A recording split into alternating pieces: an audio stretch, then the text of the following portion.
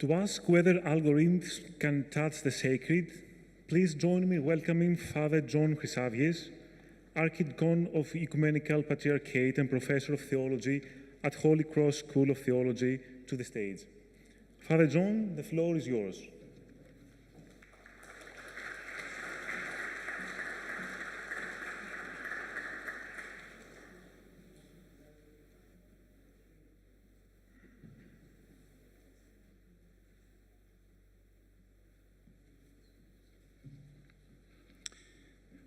Let me do a couple of things that people don't do. First, I'll do something that clergymen don't do. I'll cut my talk short so you guys can get to your coffee a little quicker. Secondly, I'll do something most scholars don't do, and that is, before this very impressive array of academics, admit my inadequacy, even my illiteracy on such a paramount topic. I gained a little bit of confidence and comfort yesterday in the opening panel chaired by Nikki Mardas, where I was thinking of the Simon Garfunkel song, I'd rather be banana than a rock. So maybe I'd like to say something on the spiritual dimensions of AI, and I'm here really for two reasons. First, out of gratitude to my friend Alexandra Mitsotakis of the World Human Forum, and also to Vangelis Karakaletsis of the National Research Center. And second, because I do honestly believe, the close of the previous panel spoke of dialogue, I do believe that multidisciplinary programs like this contribute immensely to the critical discussion around the implications and repercussions of AI. AI has arrived with astonishing pace and force. We may well be at the threshold of a turning point in the destiny of the human species. Every day we see autonomous vehicles, so impressive. Every day we experience autocorrect, so annoying. For some, AI will wreak havoc or apocalypse. For others, it will unleash utopia or heaven. For Sam Altman, one option is all lights out. The other is abundance of goods. AI promises to deliver an infinite degree of optimism, cure for cancer, solutions to climate change, and an infinite degree of pessimism, surveillance, inequality. And actually, I'm beginning to suspect that this dual narrative is itself part of the mythology surrounding AI. But can our minds reckon with these two incompatible extremes? Is AI moral or immoral or amoral? And will the universal application of algorithms diminish, maybe even displace, faith in God? But before even broaching an ethical approach to AI, we in the Orthodox Church need to take a step back humbly. It's tempting for religious leaders to presume they have the answers, all the answers, and can define the moral dimensions of, well, everything. It's a professional hazard that endows us with a sense of sacred entitlement. But if there's something we've learned during COVID, I was speaking earlier to a friend who suffered through COVID. If there's something we've learned, apart from the fact that there are so many crazy people in the world, and many of them are in my church, it's that far too many people prioritize conspiracy over what we heard earlier, compassion, or anti-scientific or pseudo-scientific thinking over science and medicine and progress. But when we dismiss scientific data, and there's a lot going on with that in my country, the USA, our world is prone to conflicting distortions. And in response, religion, the church, feels somehow obliged to plug certain gaps, to try and cram religion into a pigeonhole left vacant by scientists. But we should remember that virtually all advanced economies depend on scientific literacy. In fact, I would argue that our greatest risk of extinction is not a virus or an asteroid, it's people in positions of authority ignoring science. It's Trump. We need to do more listening, more learning. Honest conversation invariably challenges our biases, our inherited convictions, even our beliefs, our religious beliefs. And the church should be ready. The church should always stand for courageous dialogue. AI will undoubtedly change our understanding of everything, perhaps even our conventional perception of religion and truth.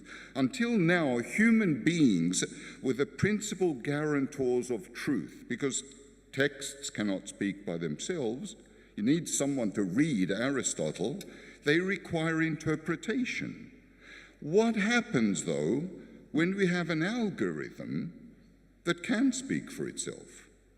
What do we do when, for the first time ever, there is something, not just someone, not just some institution, something that can remember every single word in every single text from every single teacher over thousands of years, and this thing can defend itself and respond autonomously?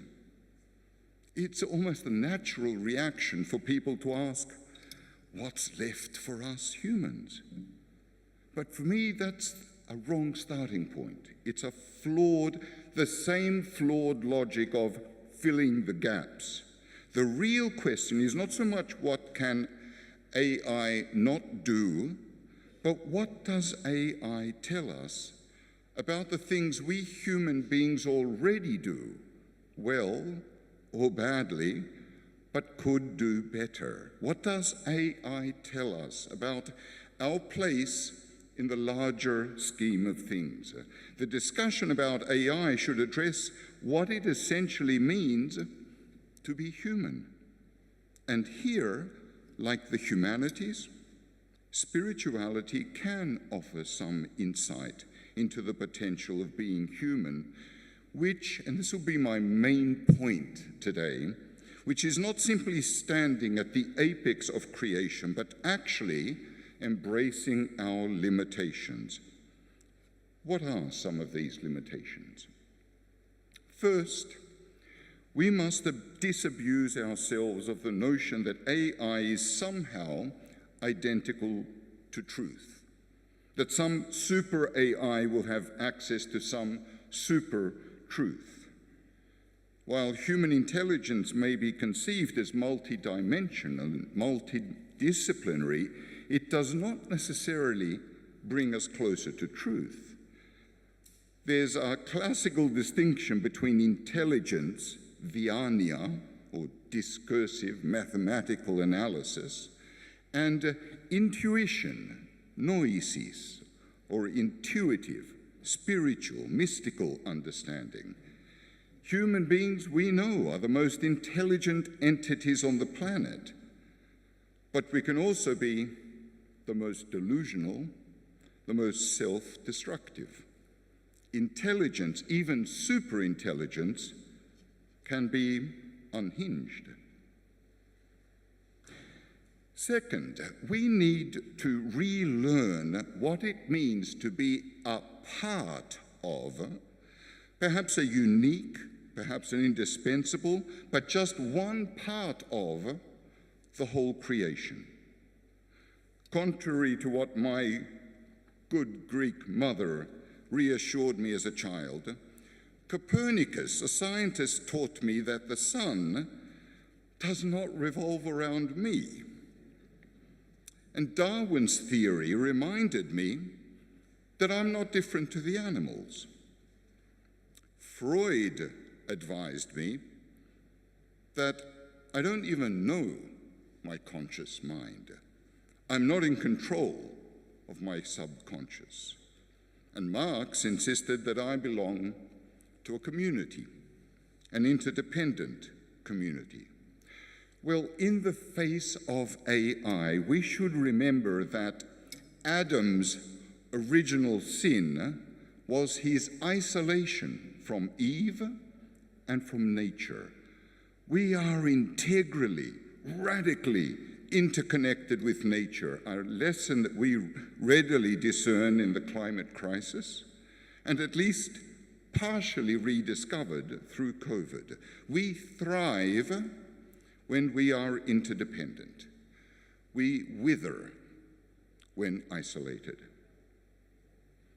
And of course, this part of AI can be traced back to time immemorial. In Greek mythology, Prometheus asks, what does it mean to create a free agent and allow this to exercise free will? We come across the same myth in the book of Genesis. We read it in the book of Psalms. O Lord, our sovereign God, how majestic is your name all over the earth. You have set your glory above the heavens. I'll come back to that in a moment. The principal lesson gleaned from these texts is that we're not God, though most of us live as if we are God. We have learned to perceive, to evaluate, to judge everything in relation to just us and our needs. Everything is originally created for us, we believe. Everything is destroyed by us, certainly, and everything will be redeemed by us. That's called human exceptionalism, which is, I think, not peripheral, but vital to this problem. In stark contrast to the divine mandate in Genesis to serve and preserve the world, we're developing AI with the unspoken assumption that its principal objective is to serve and preserve humankind. We observe the world solely through our eyes. We conceive meaning preferentially as it impacts us. We perceive injustice unilaterally in terms of what we do to people, not to the cosmos. And this kind of anthropocentrism, which is really outright and conceited narcissism, creates gaping blind spots in our worldview. By now, you're all familiar with the recent document from the Vatican, which is actually, we should remember, a part of the legacy of Pope Francis. Loved Francis. On May 25th, Pope Leo issued his first encyclical, quote, on safeguarding the human person in the time of artificial intelligence. It's a great encyclical. It critiques the logic of unlimited enhancement, the seduction of eliminating human weakness, the reduction of people to just the level of efficiency and production. The Pope insists that human dignity is unconditional. Where I would cautiously be critical of the encyclical is suggested in the very title of the document, Magnifica Humanitas, magnificent humanity. That's where we got it wrong in Genesis. Pope Leo's still getting it wrong. Again, in contrast to Psalm 8, which refers to the greatness of God, Magnifica Humanitas refers to the glory of humankind. And it's disappointing to me that Pope Leo, and my church is eons behind him, indiscriminately surrenders to the temptation, to the short-sightedness of adopting what he calls, his words, the grandeur of humanity as the measuring stick to the success of AI. That echoes the conventional emphasis on human beings created in the image of God, of course, which has led to an arrogant perception of humanity's role in the cosmos. Instead of the covenant story about Noah saving an entire ecosystem in Genesis 9, the Pope opens his encyclical with a story of the Tower of Babel in Genesis 11, a myth about human ambition reaching for the heavens. Whereas a more nuanced, a more integrated ethical approach might emphasize that human beings are created in the image of God, but at the same time might recall that we were fashioned from the dust of the earth. We human beings are a part of and should never consider ourselves as apart from the rest of the universe. Perhaps it's a sign of our arrogance, perhaps it's a reflection of our denial, but most of us are actually unaware that we humans did not even get a day to ourselves in the Genesis story. We shared that sixth day with, I quote from Genesis 1:24, every creeping thing that creeps upon the earth. Ugh. Seriously, all the stuff that you don't want in your bed at night. Any theological doctrine that focuses on human exceptionalism alone is proclaiming half the truth. In mythology, that's called hubris. In theology, that's literally called heresy, part truth. And most responses to AI focus on the uniqueness of being human. For example, they claim that empathy and creativity are exclusively human traits. I don't know, I heard about the banana. They all claim that this anthropocentric worldview should treat nature purely as raw material, whereas, like human intelligence, artificial intelligence is bound by our planet's limitations. The real starting point for survival in the 21st century is to embrace the future and our fate, not with machines, and not just with other people, but with animals and rivers and plants, in some ways with the very antithesis of artificial intelligence. Which brings me to a third reality. That is that the world as we know it has been collapsing for some time now. It's just that now we know it palpably, visibly. But the ancient principles about meaning and hope in life do not just disappear with the emergence of AI.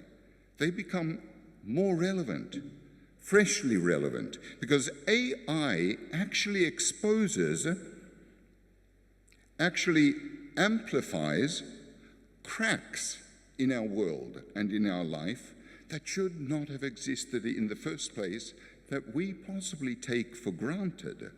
Perhaps we're called by circumstances to reimagine what ultimately matters in the world. Perhaps we should revise how we understand inequality or poverty, economy and labor, democracy, capitalism, education, relationships, religion. Because there is a connection between the rise of AI and the erosion of meaning. But maybe, just maybe, our relations and our trust were built on sand. Maybe, just maybe, our civilization, like our economy, like our politics, was built on a lie. Maybe, just maybe, we can strive for more solid, more meaningful relationships built on rock, because our survival now depends on it. Maybe AI will oblige us to reimagine our life, to reimagine the role of humanity in the world, to redefine our values. And what emerges could be a new kind of public square, especially as our culture faces challenges that I think spirituality and humanities can address. So far from being a harbinger of either apocalypse or utopia, AI could have a central place in creating a society oriented toward the common good and a shared planet. One thing we have inherited from ancestral intelligence is the notion that beyond our accomplishments, beyond our achievements, life always conceals an element of surprise, of unpredictability, what spirituality calls grace. Human beings learn, ironically, through imperfection, through struggle. We grow through failure and suffering. That's something you don't pick up too readily staring at a screen. Without this process of, and the Pope refers to this, embodied experience, we inevitably almost succumb to an easier, lazier path of understanding. We're resigned to a more abstract pursuit of intellectual perception. Because cerebral knowledge, remember Viania, involves rule-regulated or algorithm-governed predictions.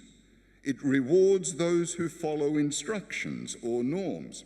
I see that in the church. If you do such and such, you will attain this quality. You will gain this virtue.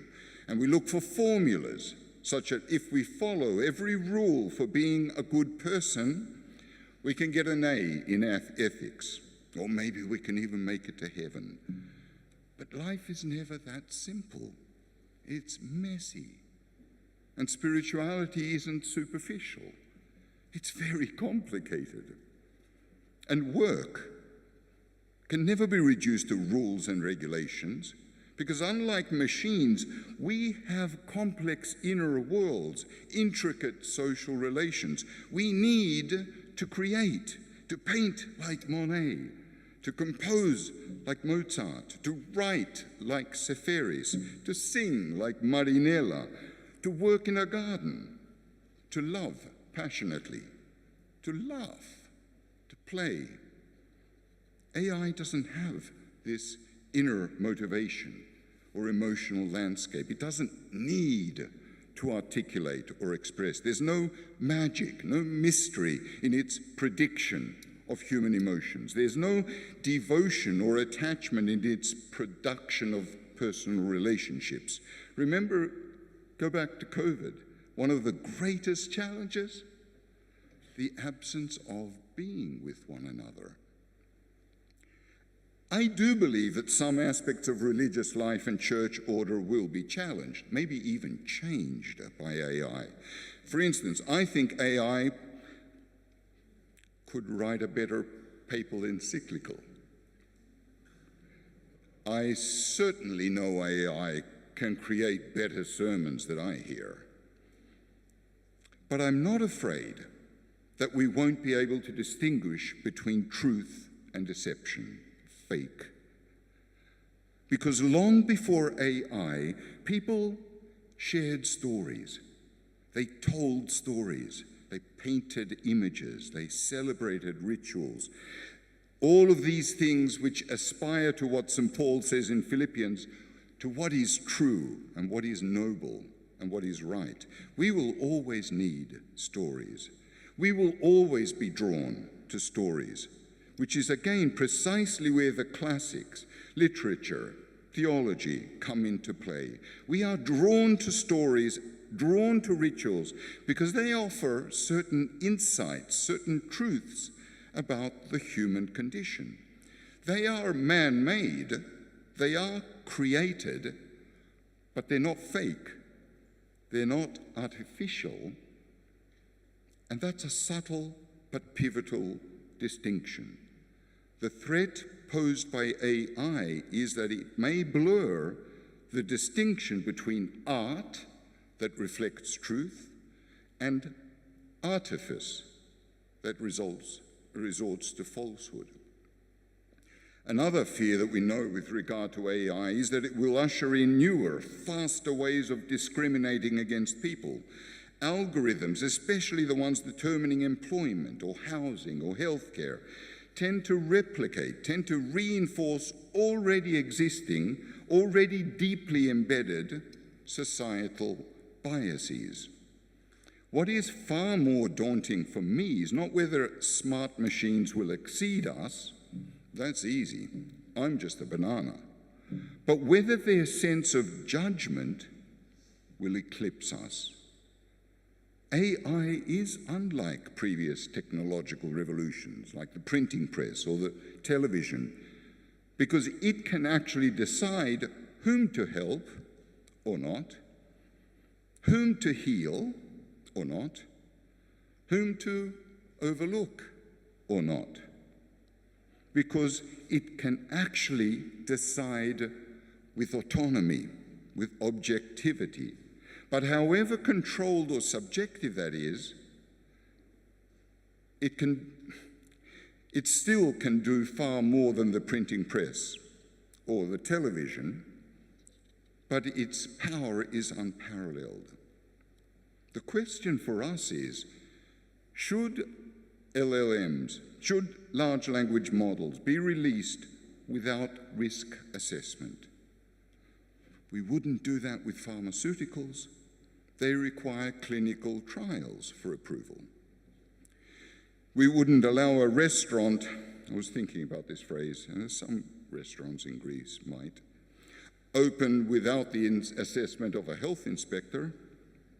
We wouldn't drive cars. We wouldn't fly planes without tests and regulations. Perhaps AI models should bear responsibility for making a case that they will do more good than harm. That was certainly the position of Anthropic's Dario Amadei's decision when he refused unrestricted access to its technology for military use or for citizen surveillance. We know that the death of the 20-year-old in a US strike in Iraq in 2024 was the first confirmation of a civilian killed by a fully autonomous weapon. And the US government has acknowledged that the girls' school that was bombed in Iran earlier this year was selected and targeted by AI. This is not theoretical. This is not the future. It's now, which is exactly why we should take AI seriously. Religious fundamentalism, pseudoscience are not new phenomena for me, but we do live in an age of formidable and technological prospect, and if we ignore or if we vilify AI, then who will determine the future of our children? A few corporate magnates? Musk? A few tech executives? A handful of politicians? Trump?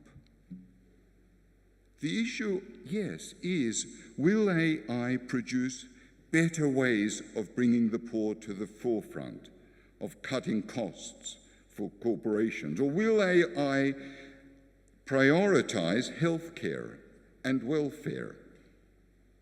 What are its current priorities? Will it make Bernie Sanders happy? What are the current priorities? I've read very early on, Mark Zuckerberg was ecstatic that AI would cook his breakfast and his toast to order. But even I can make toast. In fact, my toaster might be one of the few technologies that I can depend on. Without some form of oversight, without some form of accountability, private companies can use AI to make determinations about health or employment or justice. We cannot simply assume that the market or the government will sort it all out. It could work when we have goodwill, when we have a liberal democracy, but how long will our leaders actually resist the temptation to control? Let me close. I think the challenge for us in the face of AI today is whether we can actually stand up and be heard. Again, this is where these gatherings are critical, not just for raising awareness, I would say for rousing dissent, because we are the labor that we're afraid of losing. We're not just the consumer. We should be active citizens, not just passive believers or observers. But the truth is we have not yet been able to confront even to accept even the urgency of climate change. And we know that data centers deplete energy, pollute water. They literally are climate change. And the tragedy is that we haven't been able to confront the stupidity of Trump. How will we stand up to the intelligence of AI? There's a beautiful scene in Homer's Odyssey where the goddess Calypso promises eternal life to Ulysses. The only thing she asks in return is for him to forget his mortality, his connections, his lover, his limitations. And Ulysses declines. That was ludicrous for the ancient Greeks. That was crazy, because immortality was the quintessential gift. But Ulysses said no, because life without mortality is actually life without meaning. Life without vulnerability is actually life without value. AI offers similar promises. Life without boundaries, life in abundance. And the promise of today's Calypso, Silicon Valley, is that we can achieve anything, everything. Will we have the strength of Ulysses to withstand with purpose and to choose with prudence? That's the question I leave you with. Thank you.